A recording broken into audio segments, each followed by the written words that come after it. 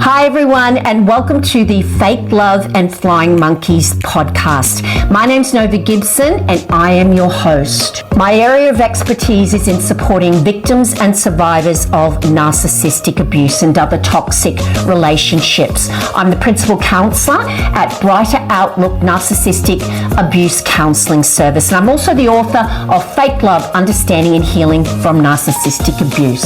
In this podcast, we're going to be talking about everything from the initial pink cloud you find yourself on at the start through to the horrific discard and the powerful trauma bond that keeps you hooked.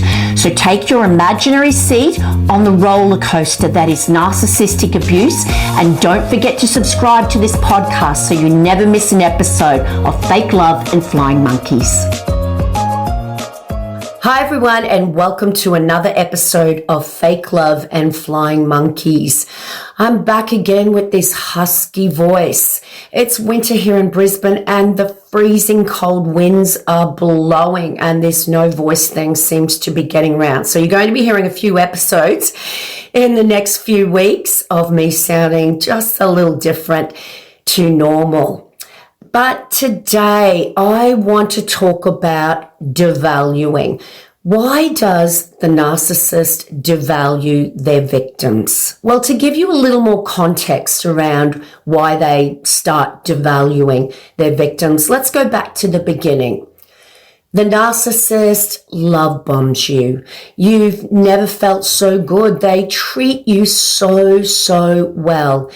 And everything about you they profess to love. You've never met anyone who's treated you so well. Even if you're not an intimate partner, you remember the times when the person who you've now discovered is a narcissist in your life was once really kind and nice to you, or is sporadically. They go from hot to cold, from being over the top nice to treating you so badly. And this is just so confusing for you. So to put it quite simply, the narcissist has to be over the top in everything they do. To refute that internal shame they actually feel, because NPD is actually a shame-based disorder.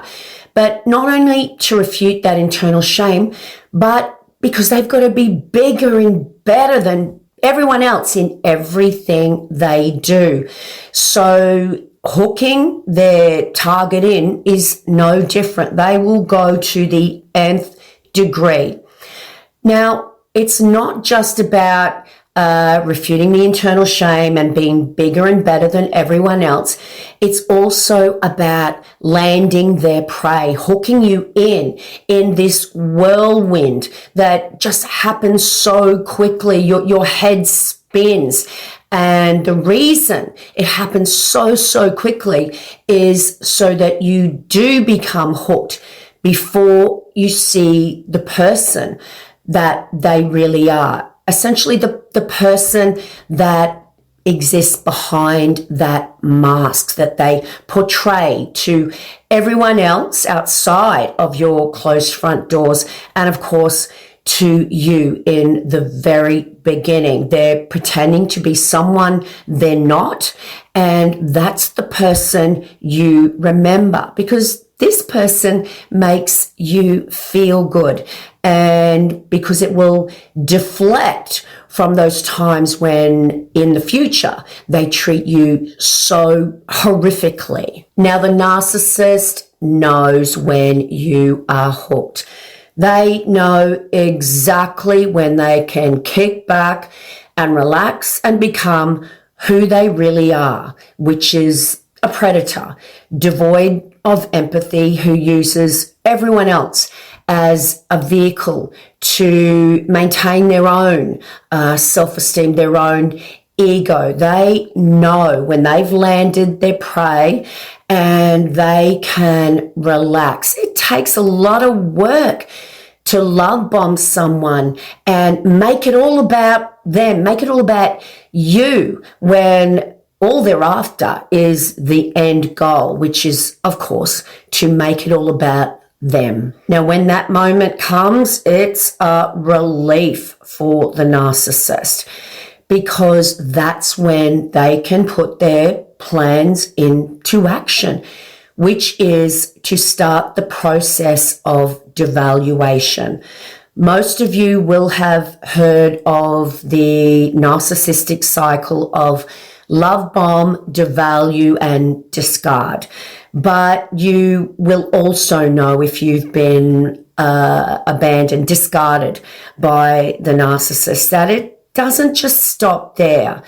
Love bomb, devalue, discard is also followed by destroy and hoover.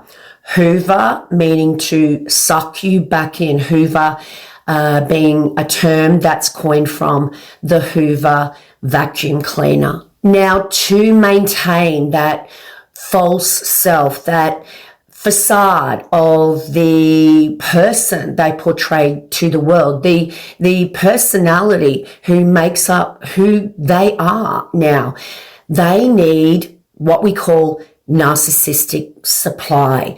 That's their oxygen, and without narcissistic supply, they will fall in a heap, so to speak. It's their life force. It's their oxygen. And they get their narcissistic supply from your reactions, good or bad. They need attention, admiration, and the attention can be both positive and negative. It's irrelevant to the narcissist as long as they are getting those reactions from you, either right in front of you, where you're giving it to them face to face, or vicariously, because they've set up a situation where they know that they will be occupying space in your head and that you will be thinking about them. So we know that they need to engage in that idealization phase, that love bombing phase, to get you hooked. And we also know that they need your reactions to survive. So if it's got to be about them and they don't care whether they receive positive or negative attention, reactions from you, then it stands to reason that they are going to have some fun in vacillating from pretending to be that nice person that you met in the beginning. In other words, throwing you breadcrumbs of that person that you inevitably miss and the person who they really are, the person who is abusing and confusing you. So the devaluation phase is absolutely imperative for the narcissist to bring you under their control, to lower your self-esteem, your confidence, your self-worth,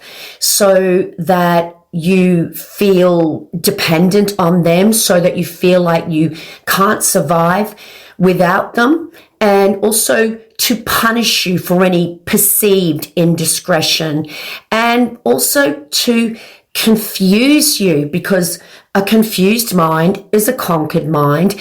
And when you're confused, you're going to be reacting. You're going to be questioning them. You're going to be justifying yourself and arguing with them and defending yourself and explaining yourself, all the while giving them their much needed supply. Now, if we were talking about a car and how it had been devalued, we might say it's old. There's newer models out there. It's got, rust and all of these things wrong with it. It's been in a few accidents, and it's no longer the nice new shiny car that we bought in the beginning. In other words, it's worth nothing. It's not worth what it would cost to fix that old car, and you treat it like an old car that has lost its value.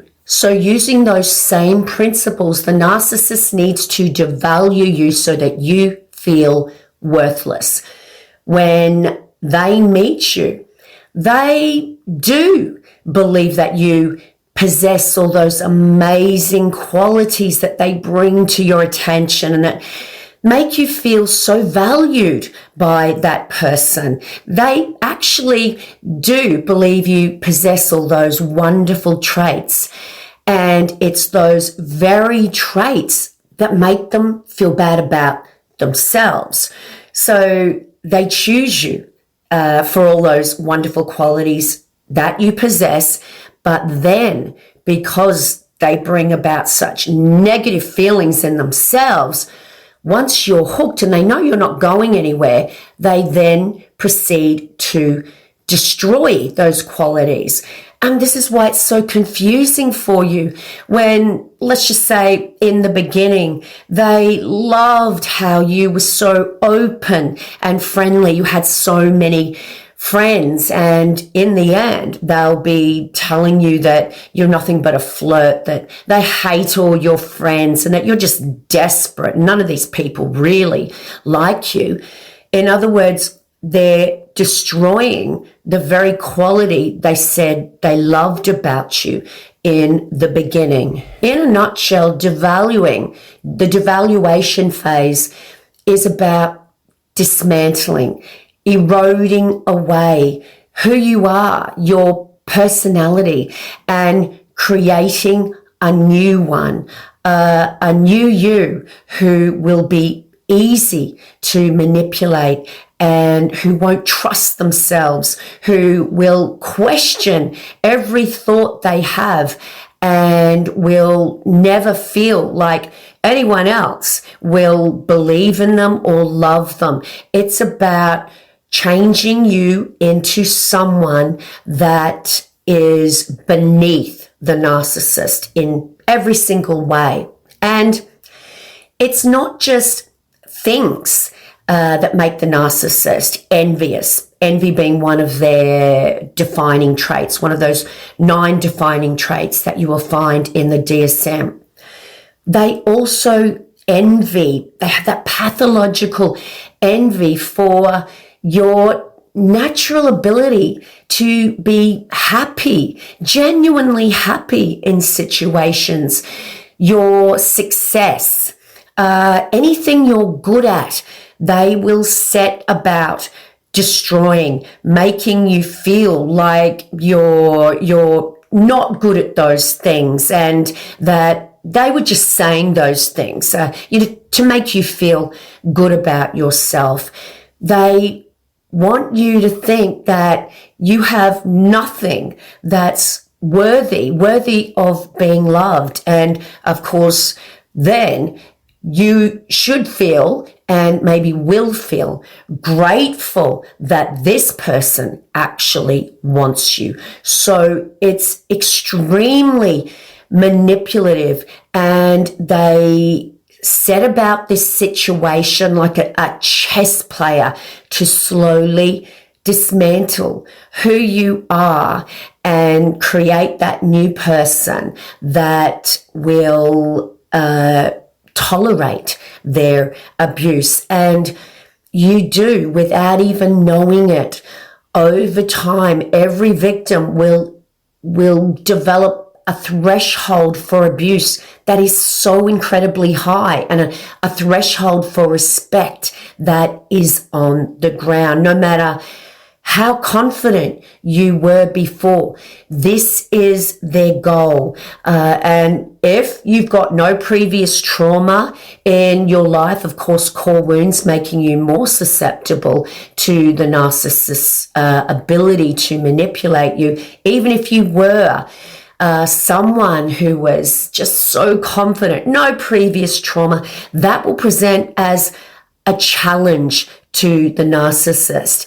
And even those people will develop a threshold for abuse that is incredibly high, and they will have no idea how they got to be that person who tolerates this behavior and the levels of respect they receive in return are just non-existent. And of course, behaviors that you never in a million years would have tolerated if the narcissist had have engaged in those behaviors in the very beginning. So the devaluation stage happens over time, and it's insidious, and you aren't aware that it's taking place. The devaluation phase must and will begin as soon as the narcissist knows that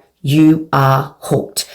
It is as inevitable as the sun coming up tomorrow, because the narcissist is only interested in that end goal of making it all about them. And to do that, they need to destroy you. So the tactics that they use are wide and varied, but also very, very textbook and predictable. Once you've had that light bulb moment, you can read about and, watch videos about the experiences of other victims, and you can see that the strategies they use to erode your sense of self away are just textbook, from one abusive relationship to the next. Now, the narcissist knows that you are hooked on the person they pretended to be in the beginning.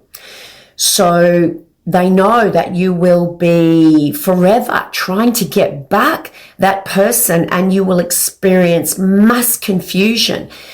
The shapeshift, the change from the person who put you on that pink cloud into the person who seems to be irritated by everything that you do. So they know that you will come up with all of these coping mechanisms, these survival techniques, if you will, to survive this abusive, confusing relationship that you still can't define as abuse.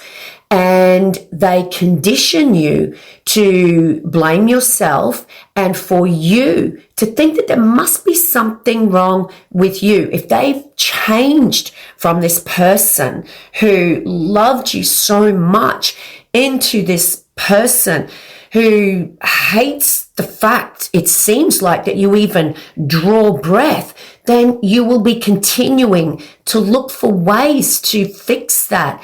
And they condition you to believe that it's because of you they changed. There are so many ways the narcissist devalues you. But today, I'm just going to be talking about a few strategies. Now, one of the classic techniques they use to destroy who you are and create mass confusion and get you to blame yourself and not trust yourself is gaslighting. Gaslighting is when they distort your reality. They will make you not trust that what you're seeing is what you're actually seeing, or what you're hearing is what you're actually hearing, or what you're feeling is what you're feeling. They will condition you to not trust your instincts, and they will also take it so far that you will go to them. You will go to the very person who distorted your perceptions of reality in the first place, as to what your reality is. And in the end, as many of you know, they will be able to just say things that you would never have defended yourself against in the beginning, because they were just ridiculous. They're just non-defensible. But in the end, they have you believing them and questioning your judgment because of the conditioning, and also because of the conviction that they say and do these things, and just how adamant that they're right, that you believe them there must be some kind of truth in what they're saying to you.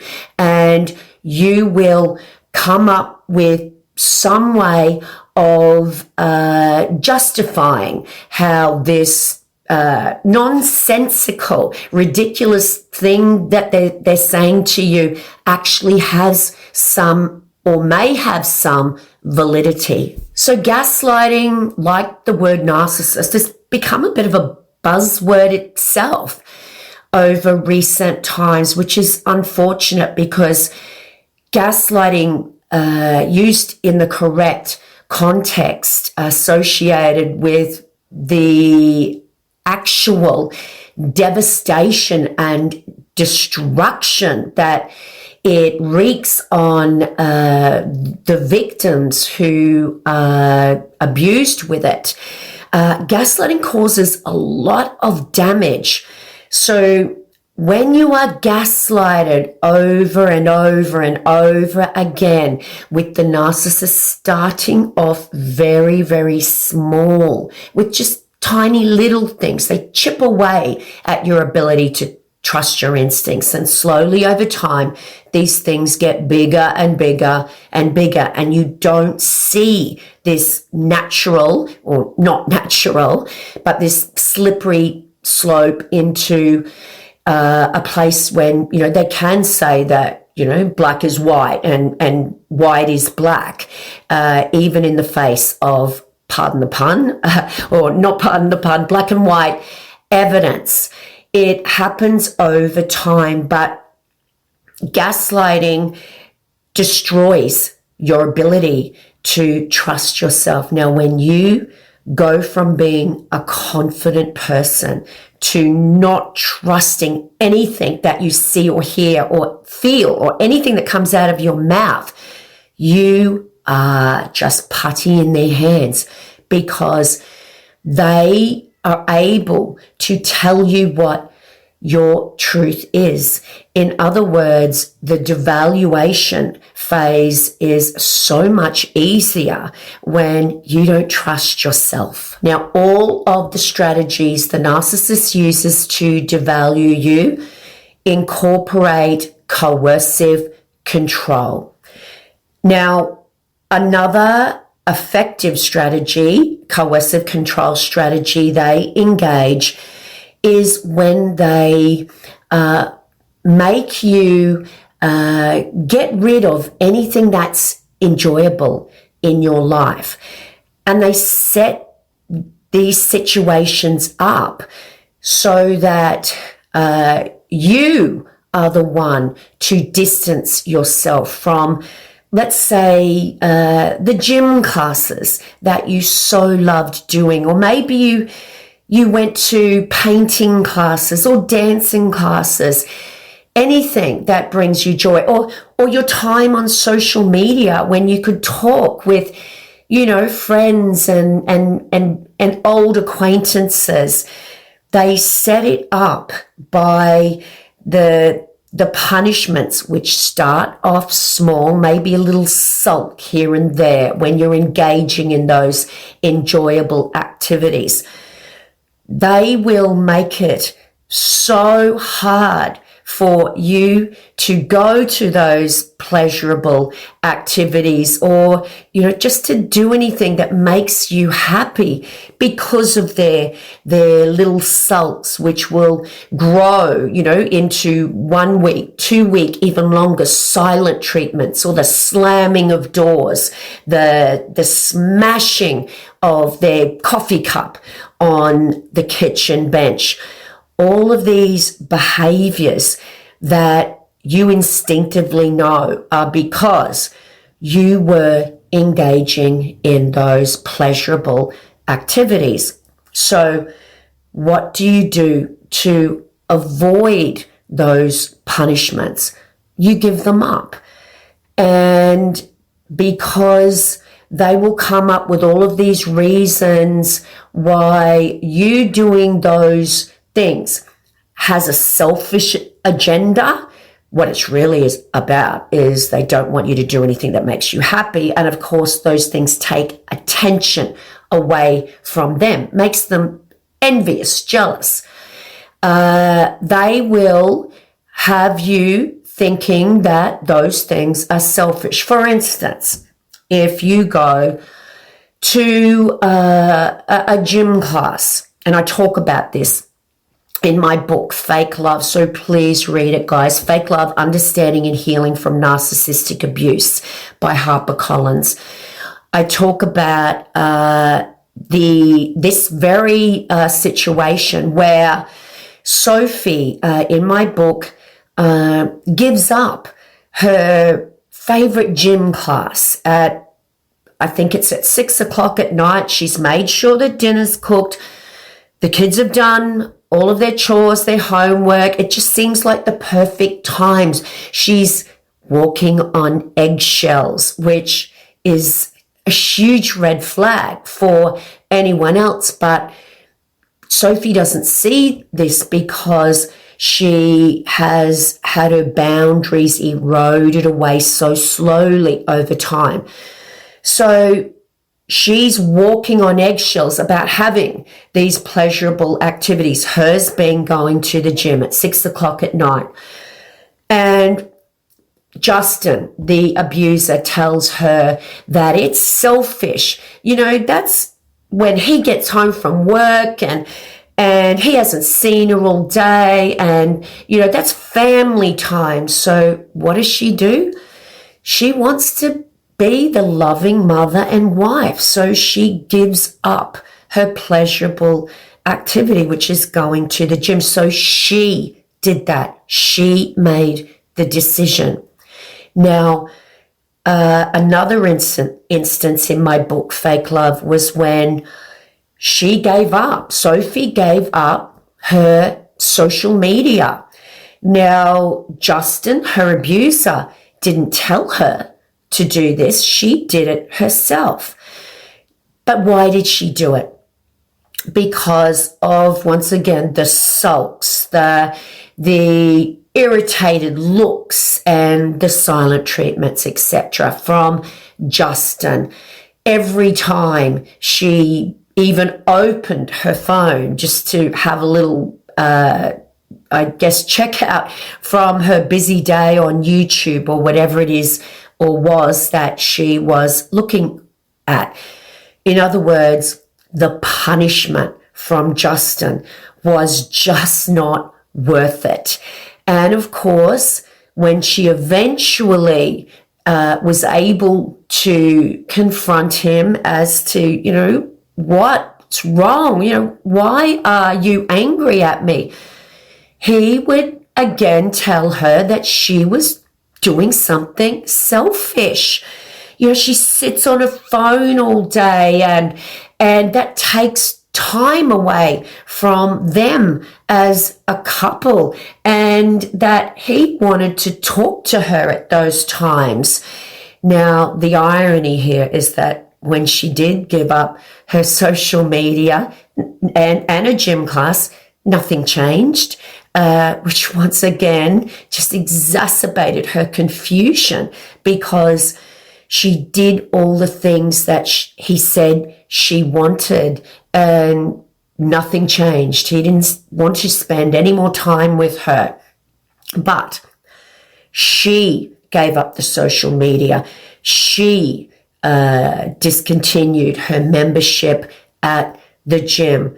So anytime she attempted to say, well, I did what you wanted me to do, Justin, as all narcissists do, came back with well, I didn't tell you to do that.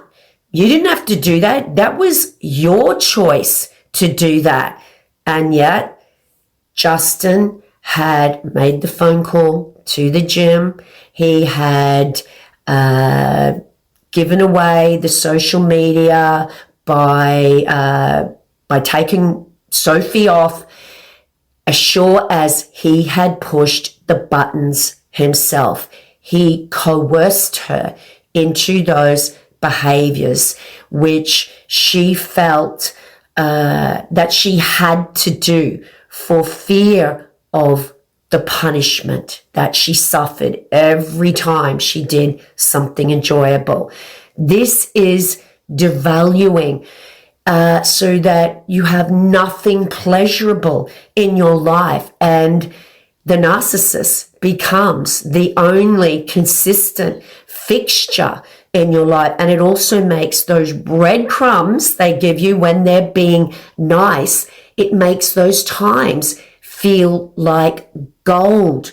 Once again, pushing you further into their arms. Another strategy that they use to devalue you that kind of goes hand in hand with coercing you into removing anything pleasurable in your life is isolation.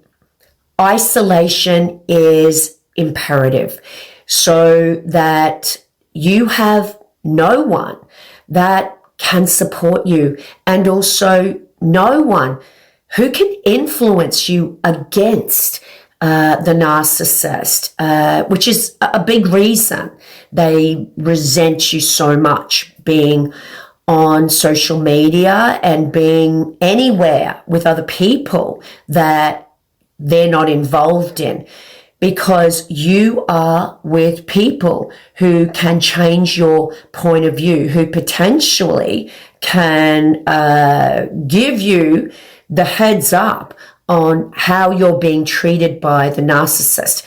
So they need to isolate you from your loved ones, from your passions, from your family. They will try and isolate you from your job.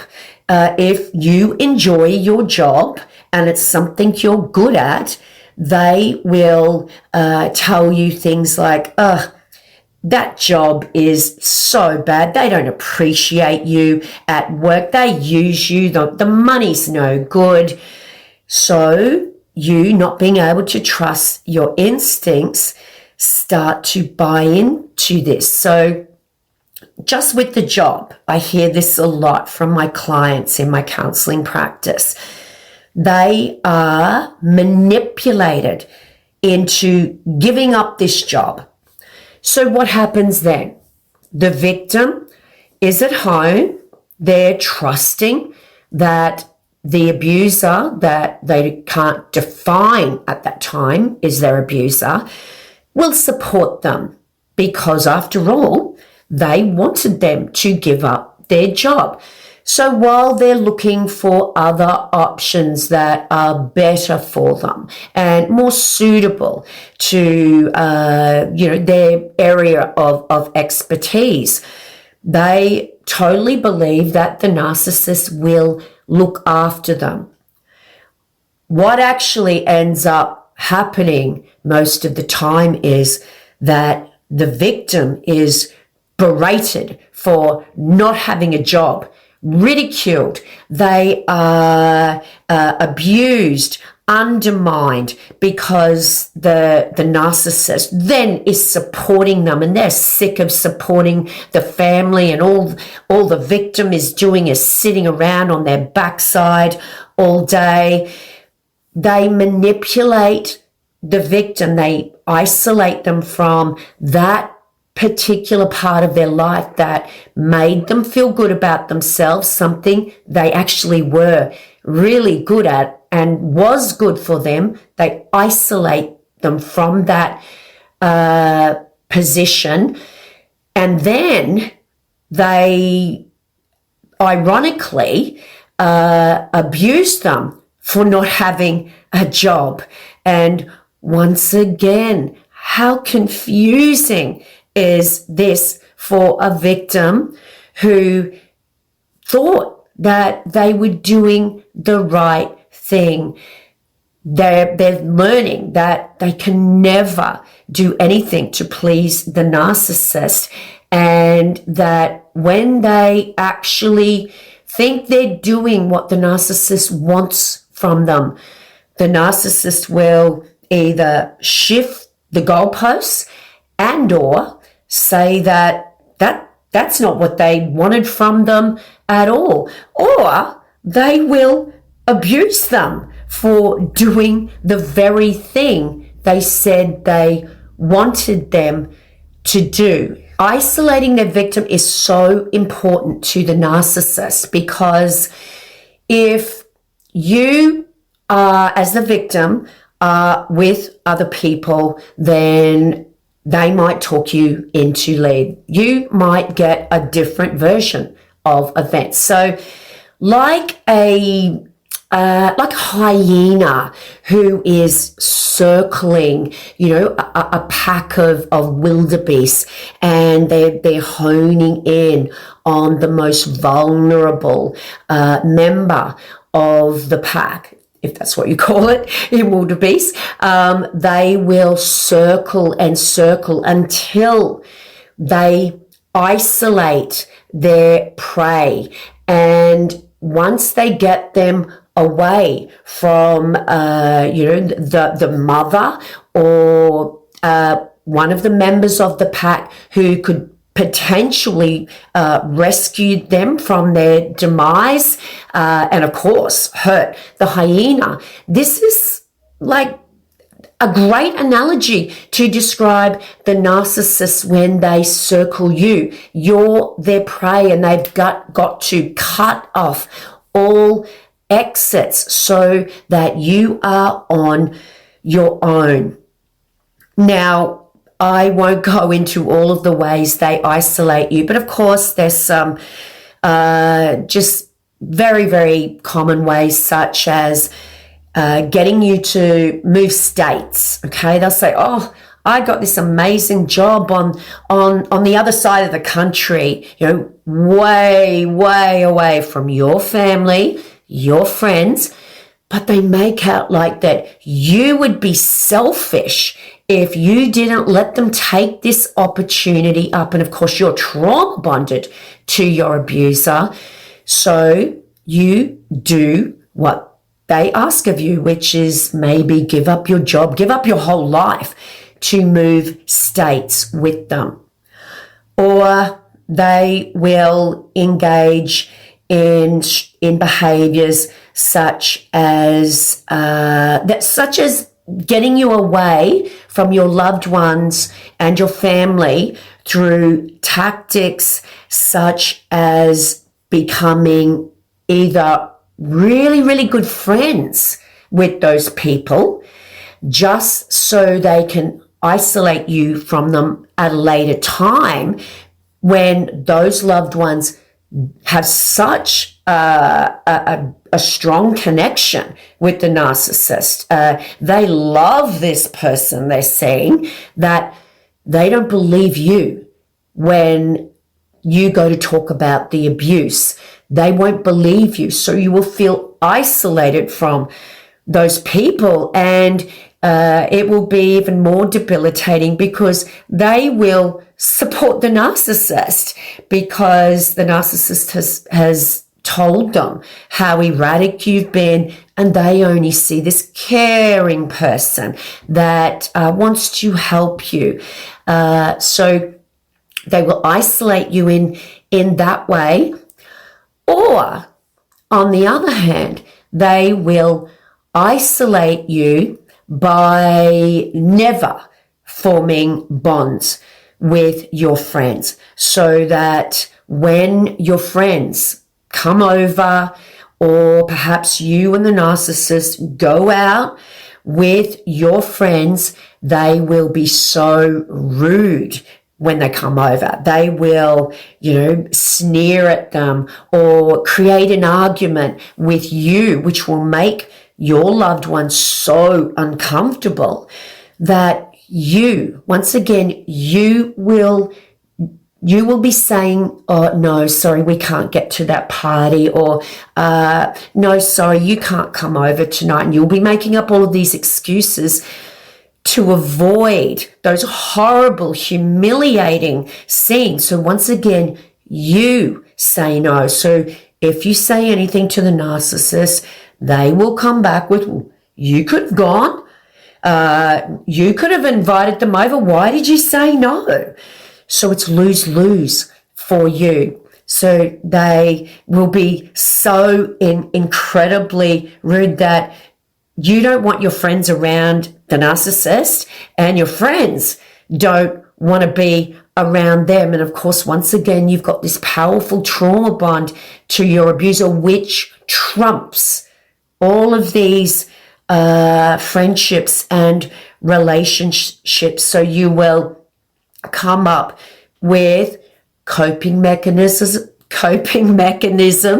survival techniques to make these isolation strategies, the fact that, you've slowly been distanced from your loved ones, you'll come up with all of these reasons why they were necessary or not the narcissist's fault, or perhaps you agree there is something wrong with those people when really this is your brain enabling you to survive the abuse, which once again, you can't even define as abuse. Another classic strategy the narcissist uses to devalue you that seems to go hand in hand with narcissistic abuse and is, of course, coercive control is through financial abuse. Now, money equates to power. Without money, you can't go anywhere. And the narcissist wants to make it so difficult for you to leave. And if you do leave, you'll leave with nothing. So to make you absolutely powerless, to control you, they will make it so that you have no access to resources or very few. And they will do it in such a way that you think they've got your best interests at heart, or the family's best interests at heart, and that you should be grateful to them. So, for instance, once again, getting back to Sophie in my book, Fake Love, Understanding and Healing from Narcissistic Abuse. Justin, under the guise of caring, told her to stay at home with their babies when they were born. He would look after them. And she thought this was amazing. She could spend all this time, the most important years of their life with them. And he took over all the bill paying because, of course, this is a boring, horrible job. And he also very insidiously made out that she wasn't really good at budgeting, so that he was doing what was best for the family. Anyway, I'm sure many of you will know the story. Over time, she would go to get the groceries, perhaps, and she would have either bought things that were not necessary, or she didn't get enough food with the allowance that he gave her, because of course he was doing the right thing and allocating all the rest of the money to important bills. And she would be so confused because whilst never being able to win, if she bought groceries, she either got the wrong things or she didn't get enough. But whilst she was trying to live and have the family live on that really tight budget, here he is, going and purchasing all of these items that seem so unnecessary, things like extravagant motorbikes and computers and all of these luxury items, whilst at the same time telling her they were on a tight budget and berating her for her terrible spending habits. So, insidiously, over time, the victim is conditioned to have absolutely no power when it comes to financial resources, and they have to literally beg their abuser for anything to be able to buy simple things like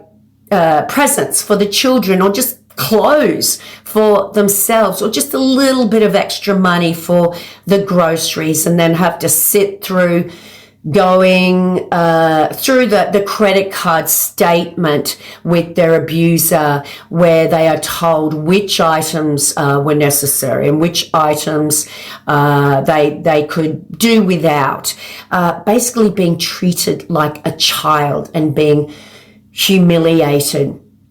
So over time, the victim hands over without knowing it. It doesn't happen in one big hit. It's a slow burn where the victim hands over all of their power until they have access to absolutely nothing, and they have to beg to get the very bare essentials that someone in a normal, healthy relationship would take for granted.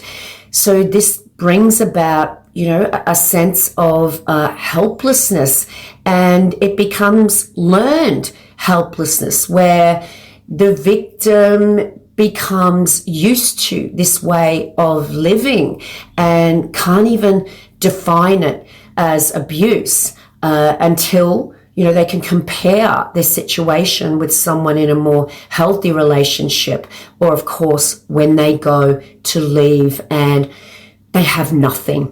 Everything is in their abuser's name.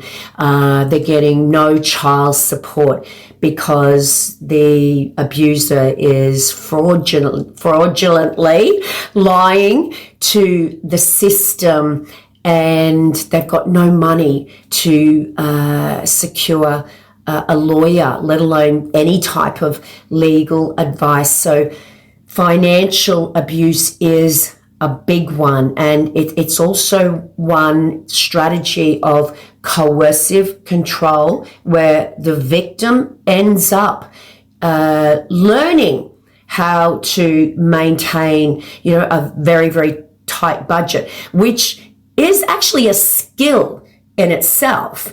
Even though they've been told they're terrible at budgeting, they become accustomed to this, and it's really difficult for them to define it as abuse. Now, there are so many ways the narcissist devalues you to make them feel powerful and to destroy you, which makes them feel powerful. All relationships with a narcissist are defined by power and control. And all of the strategies that I've mentioned, every single strategy they use to devalue you, these strategies are underpinned by coercive control.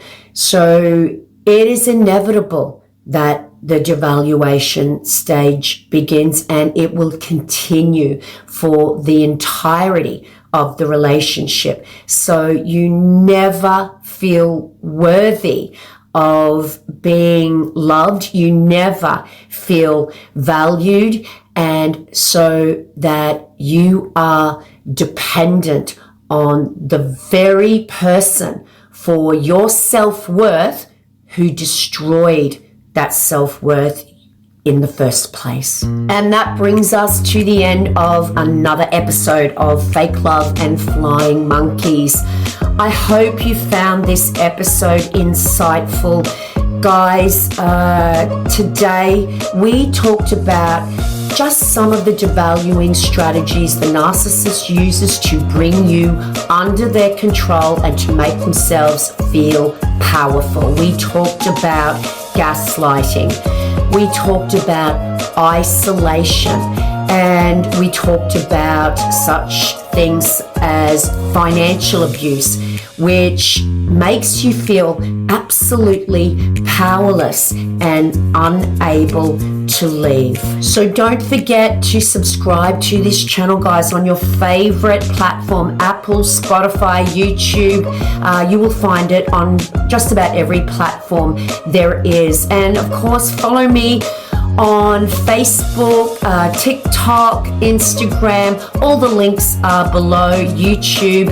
And of course, if you'd like to have a one-on-one counseling session with me, no matter where you are in the world, please just go to my website link, and I would love to be able to support you.